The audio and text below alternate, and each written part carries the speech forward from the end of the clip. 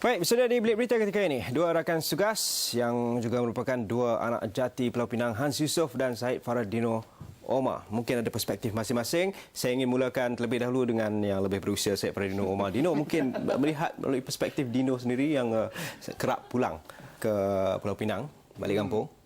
Bagaimana melihat Jambatan Kedua Pulau Pinang?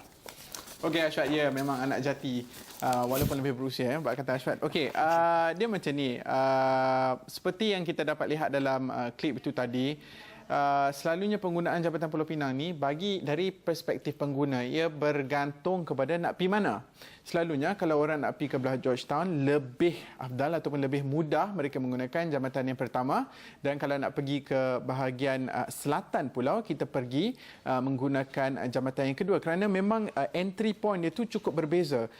Jadi itu mungkin faktor daripada pendapat saya lah. Itu mungkin faktor utama mengapa lebih ramai orang pergi ke jambatan pertama, sebab kalau kita nak lihat dari segi komersialnya, dari segi bisnesnya, kebanyakan transaksi berlaku di bahagian Georgetown, iaitu di sebelah utara pulau dan bukan di belah selatan. Di belah selatan mungkin daripada apa yang saya dapat lihat, mungkin ia lebih kerap digunakan oleh lori-lori besar kerana ia berdekatan dengan kawasan perindustrian Bayan Lepas. Jadi jika kontainer-kontainer yang membawa peralatan elektronik sebagai contoh yang keluar daripada kawasan perindustrian Bayan Lepas, mungkin mereka lebih gemar menggunakan jambatan kedua kerana mereka terus hit North-South Highway dan terus meneruskan perjalanan ke bahagian selatan negara di Kuala Lumpur. Jadi itu mungkin antara apa yang dapat disaksikan. Tapi dari aspek tabiat pengguna itu sendiri,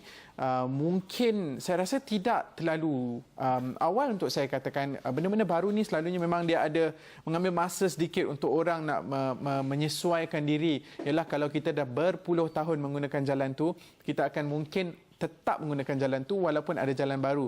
Mungkin kita beri masa sedikit, Ashwat, baru kita akan lihat perubahan sedikit dalam trend penggunaan. Hans Yusof. Ya, Ashwat. Baik, Ashwat, saya melihat dari segi dua konteks mengapa Jambatan Kedua Pulau Pinang ini mungkin daripada segi penggunaan Jambatan Kedua Pulau Pinang ini tak begitu ramai yang menggunakan Jambatan Kedua Pulau Pinang, dan saya pun sempat telefon bertanya khabar kepada kedua-dua ibu bapa saya. Antara yang mereka katakan adalah jambatan tersebut terlampau panjang, terlampau jauh untuk pergi ke mana-mana destinasi, dan apabila daripada seberang perai nak menuju ke bahagian pulau, iaitu di belah bahagian Bayan Lepas, mereka mengatakan bahawa kawasan itu juga terdapat kesesakan lalu lintas, terutamanya di sebelah petang. Jadi sudahlah terlampau panjang, sudah terlampau jauh ataupun mengambil sedikit masa apabila kita menggunakan Jambatan Kedua Pulau Pinang ini, tetapi terpaksa tempuh dengan traffic jam ataupun kesesakan lalu lintas di sekitar kawasan Bayan Lepas itu. Dan yang keduanya, melihat daripada segi kedudukan jambatan tersebut, iaitu agak sedikit jauh apabila kita nak pergi ke bahagian Georgetown ataupun ke bahagian sekitar kawasan Batu Feringgi misalnya.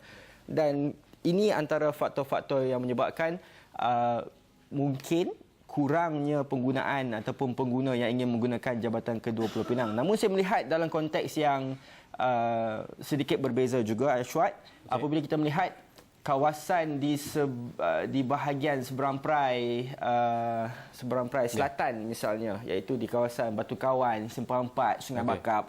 Ini antara kawasan-kawasan yang mula nak membangun. Mungkin tidak terlampau membangun ketika ini, tapi kita sudah ada IKS, kita sudah ada kawasan perumahan Bandar Kasia dan sebagainya. Mungkin untuk jangka masa panjang, yang ditekankan oleh Hans Yusof itu tadi mengenai limpahan ekonomi yang menghubungkan antara bahagian seberang perai dan juga bahagian pulau di bahagian selatan. Baik, terima kasih Syed Faradino Omar dan juga Hans Yusof. Dan bercakap mengenai apa yang diperkatakan dalam Awani 745 mengenai Jambatan Kedua Pulau Pinang. Petang tadi kami ada menghubungi bahagian perhubungan awam Jambatan Kedua Semenanjung Berhad JKSB untuk mendapatkan reaksi. Bagaimanapun, kami dimaklumkan bahawa masa ini JKSB belum bersedia untuk memberikan sebarang maklum balas mengenai operasi Jambatan Kedua.